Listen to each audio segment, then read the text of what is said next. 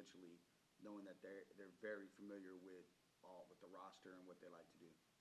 Yeah, I mean, it helps to know that they know some of the guys. But you're dealing with pros. You're dealing with real ball coaches. I mean, Justin and Peter and Musgrave, those guys know they're here too. They've known they're here. You plan accordingly, just like anything else. I don't think that there's going to be an aha moment where we've got it all pinned down. Those guys are real ball coaches. It's good to have some intel a little bit as far as personnel, but that's not going to play very much into how things get done. Coach, Fred Tompkins, I want to go back to the Idaho State game. Fred Tompkins had the 10 tackles. I think he had like 40 snaps. And how do you find ways to get him on the field?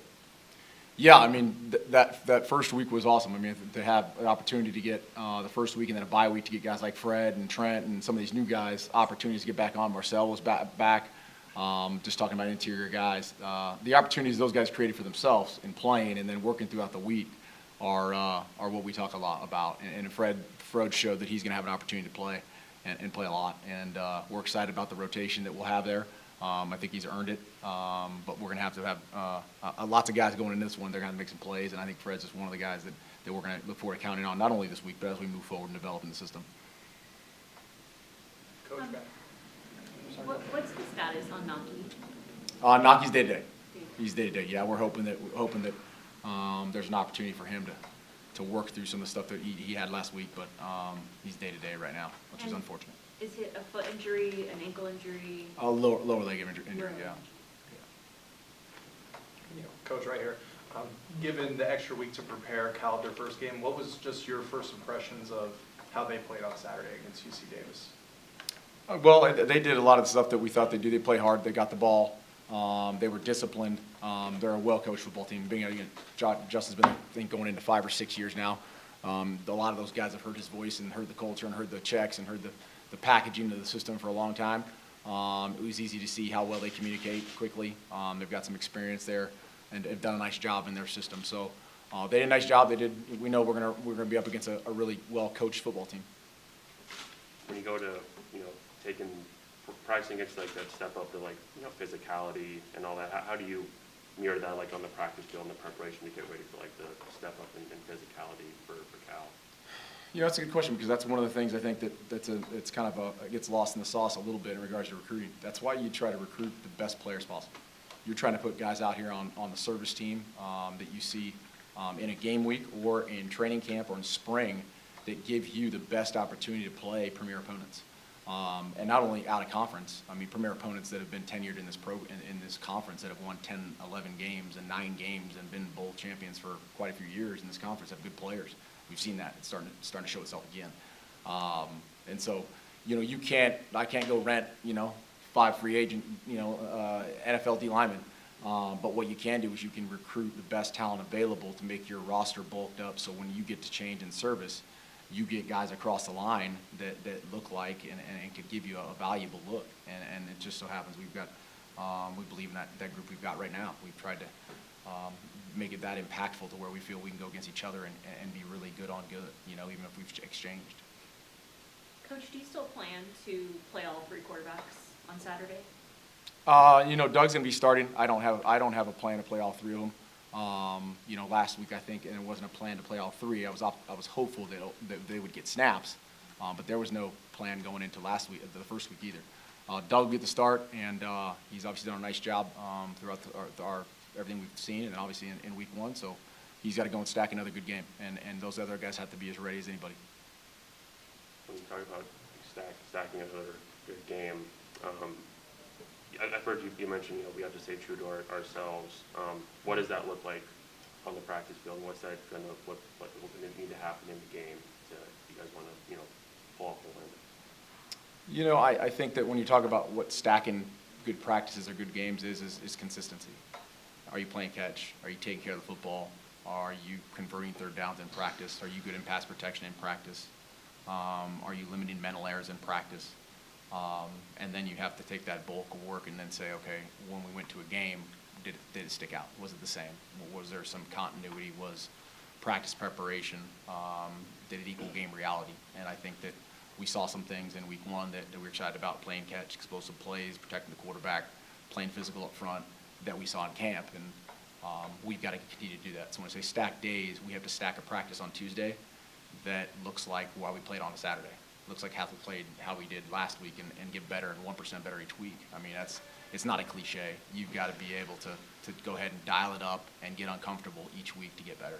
And that's one of the things that this program's learned when I meet with them every week is I love the chaos. I love it when it gets, I call it crunchy, when it gets all kind of irritable and hot and not feeling good, and it gets tough because that's when you grow. You know, there's no comfort food on a Saturday afternoon in a opponent's place. So these guys know this week will be crunchy and fired up and going to be hard and hot here, and I'm looking forward to it actually. Under Wilcox, they've been a really consistent defensive team for a while. What have you seen, like personally, that makes them so consistent, and how do you think they're going to test you? Well, I mean, you go back for Justin's a really, really good ball coach. Known for a long time. He's done a great job defensively. He's been brought up the right way, coaching football, playing football. You see that come out in his team. You know, they're smart, they're fundamental, they tackle well, they know situational football, they communicate effectively, tempo things. I mean, he's done a lot of things that throughout the course of his career that have put his team in position to be able to have a good defense. And I think that consistency plays in. Also, Coach Sermon's there. They've been together a long time. Musgrave's calling an offense, and he's been around a lot of good football. He's a good ball coach. I mean, I got a ton of respect for what they do, and those guys will do a nice job. So you see that come out on a Saturday when they play, and that's why you have to be air-free and play really good football. You know, last week, Tuesday, you had your practice, and it seemed like you guys got after it a little bit. What was your mindset going into last week's practice to get you ready for this week's practices going into the game? Yeah, there's a little bit of mind game there. I mean, I'm trying to get them uncomfortable. I'm not trying to rip down the rearview mirror and make sure that all the pats on the back are, you know, kind of go away quickly because it's a short ride from the penthouse to the outhouse in this world we live in. So you got to make sure you get right back in the driver's seat and get ready to go. Our guys have done a fantastic job. We're so much further ahead in regards to that and knowing how we got to go out and work. And so Tuesday was get after it. It wasn't lay up and I told them all the posting of all the stuff and all that other stuff. We got to go. We got a long way to roll. First one was nice, but that's got to play into this week too. And they know that. I prepped them up. They know that I'm going to come out like a maniac again for the next 11 weeks. Coach, last week you guys named Doug as your starting quarterback. What advantage does it bring to the table having that bye week, having that extra week to get Doug those first team reps, not having to split them with Harrison? Yeah, I mean, we did that the leading up to the week. We got Doug those reps, whether we knew it or not. We got him most of those reps with those ones. But any opportunity to practice to get more reps for us with where we're at, let alone Doug being the starter with the guys around him and the 30 new players that are in our program. A bye week's always good. Now, do you want it the second week where you kind of like slow down and don't get in a rhythm? That is what it is. You just got to make sure practice is to the standard that you want, you know. And so I think it was a good opportunity for Doug to get out there and continue to roll. And then those other guys, the standard hadn't changed either. They got to go practice really well. Without asking you to get too far ahead of yourself, what would a 2-0 start mean for this team? What kind of carrot is that for the players? Well, I think it's really good for a program to get out to a fast start, especially if you get on the road and get a victory in a packed-full opponent. I think that's a huge piece, man. We'd love to get out to a 2-0 start, but it's good. A lot of work ahead of that. It's gonna take a grind. It's gonna be fun. Coach, their offense, Jaden, obviously you want to stop the run first and foremost, but how much does the speed of their wide receivers on the perimeter concern you? Yeah, they've got some really good players, both in the backfield and out on the perimeter. Guys who can have real traits, who are good players, tough guys, who know their system, and the transfer quarterback's doing a good job knowing where to get the ball. They've got some skill guys that are definitely guys that we're going to be looking at. I think it helps for us to be better, improved, because our defense has seen an improvement. It kind of goes back to how do you get better yourself when you can't go rent a Randy Moss. You go put Ricky White and other guys out there that can really play the position. That helps us. But again, I can't go find those guys. We just got to have the best look we can. Preston Nichols got some honors from Pro Football Focus. So what did you see on tape from Preston? Why was he so good? Well, I mean, he was just consistent. He was strong. Preston did a really nice job, both in run and pass protection. Things that we've been working on and focused on with him being able to gel in that group, being one of the guys that we've added to it. He's got some experience, so I think that the game wasn't too big. Steve, I think that he felt comfortable in the game. He wasn't anxious about it. He relied on some fundamentals. And at the end of the day, when you've got a guy with experience and he can fall to that type of play, you got a good thing going. So I think he did a lot of nice things within the system that put him in position to have success, and I'm fired up to see him now grow. Could you speak more about your O-line and just how they're building off week 0? Yeah, I mean, again, the O-line is an interesting group whenever you're breaking them down, because they're never by themselves. Everything they do starts with one call to center, and the other 4 guys, plus the center, got to be on the same page. It's not like any other position. The X doesn't yell one call, and the Z has to do the same thing.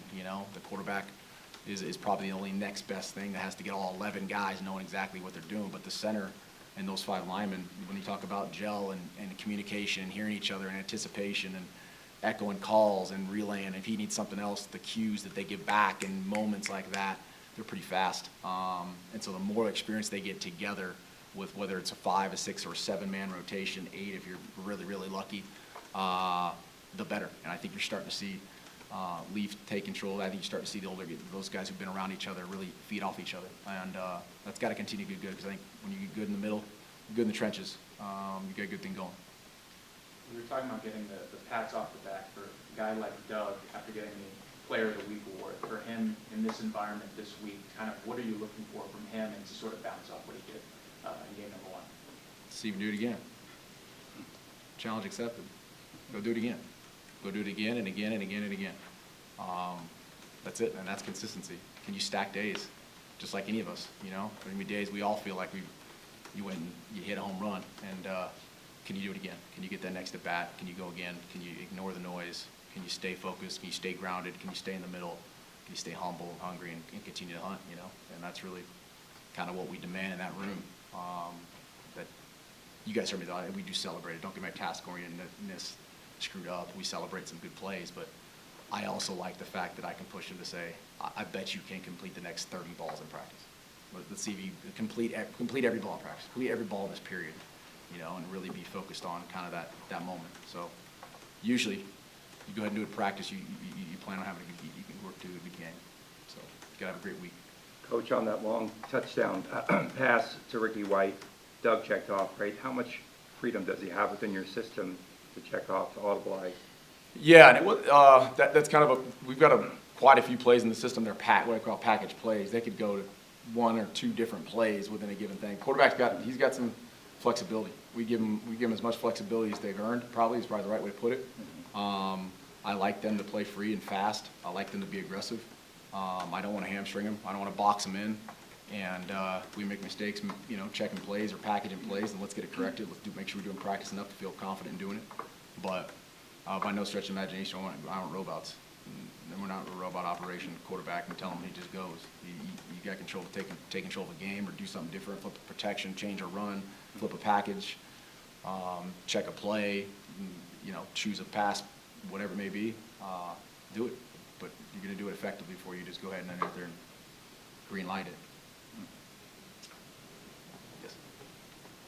So Coach, after coming off a dominating victory, is there anything you and your coaching staff need to do differently to mentally and physically prepare your team facing a non-conference team on the road?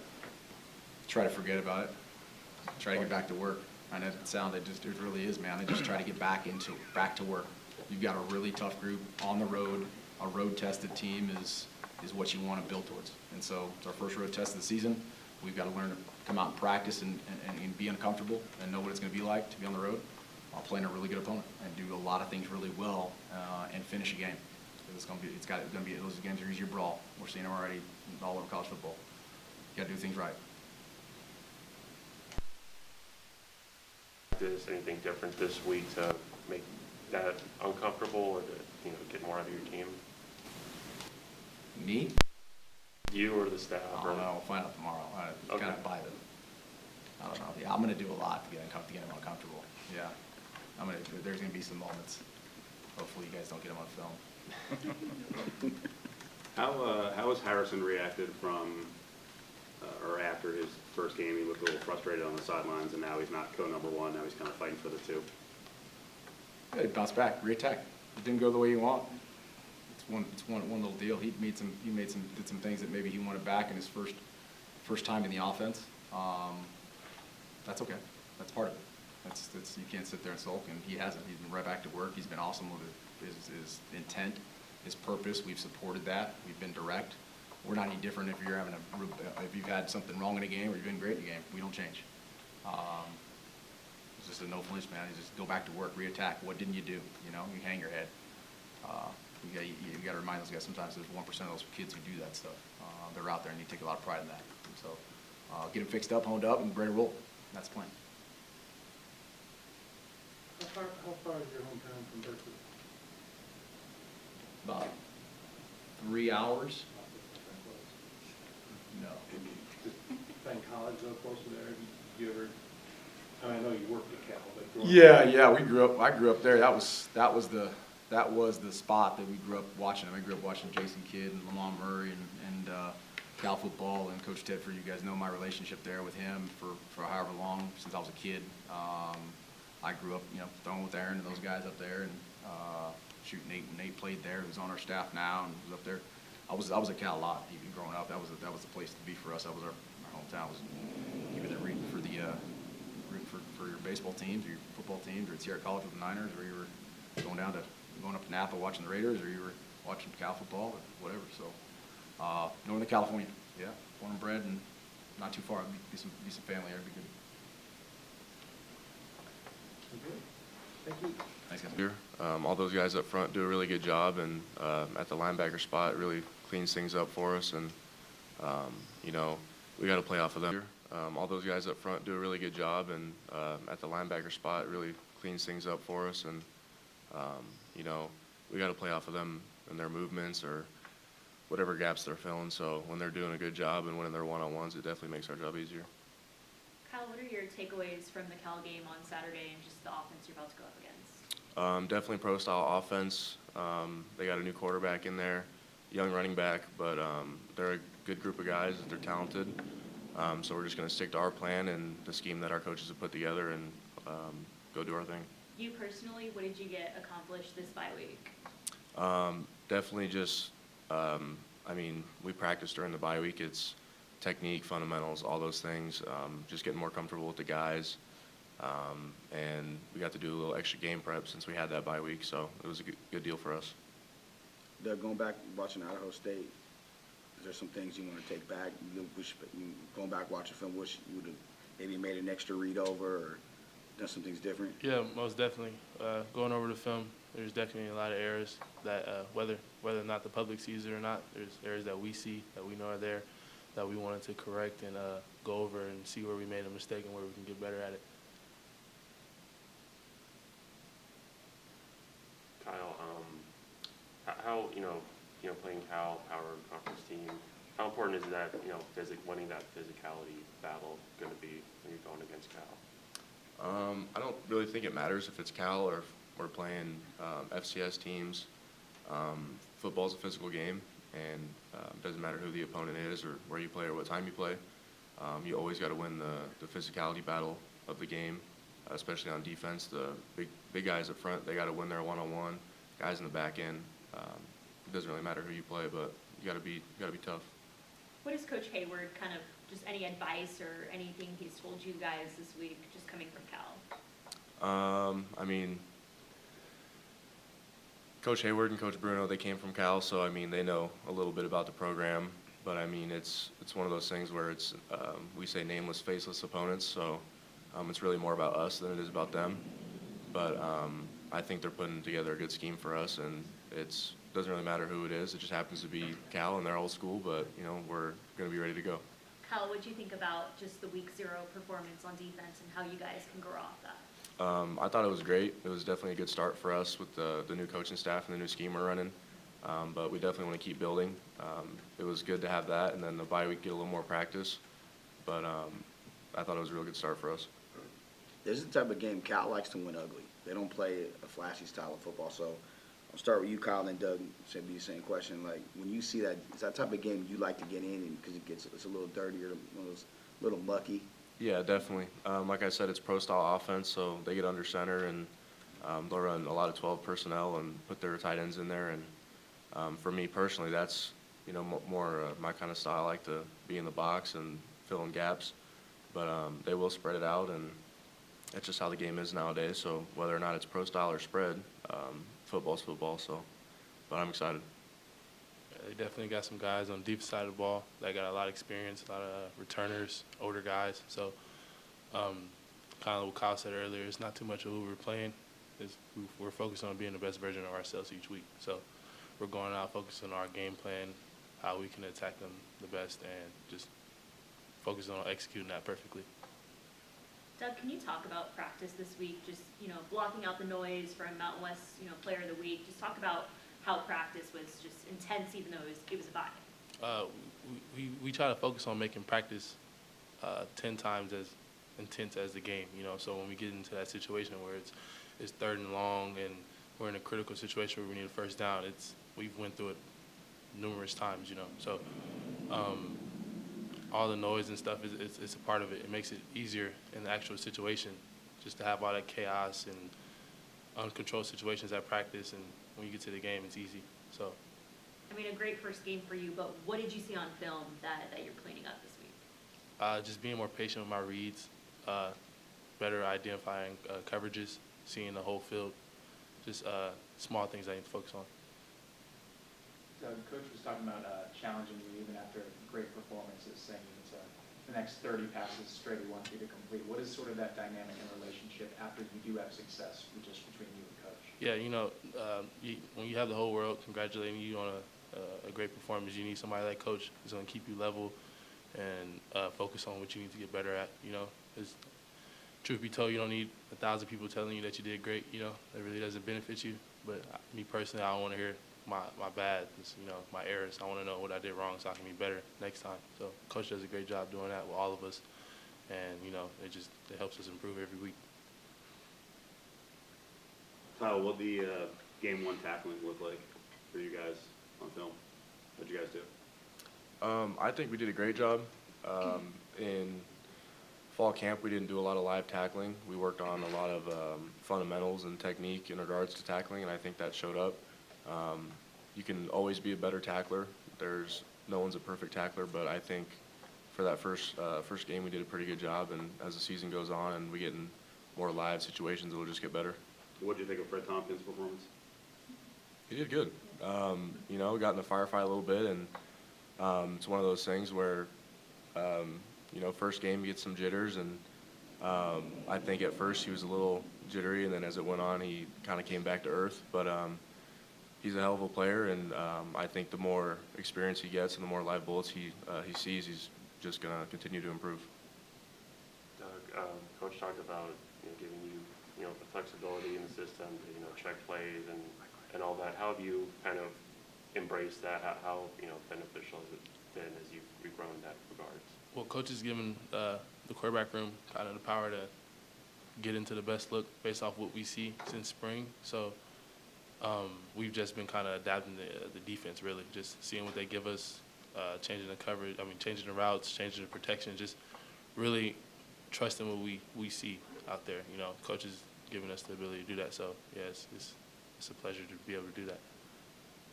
What would it mean to, you know, get a big win on the road against a Pac-12 team?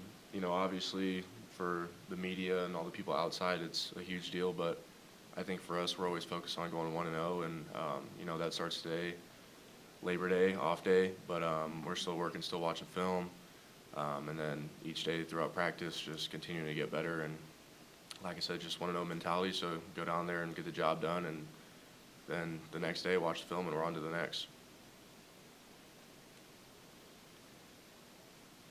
That's it? Thanks, guys.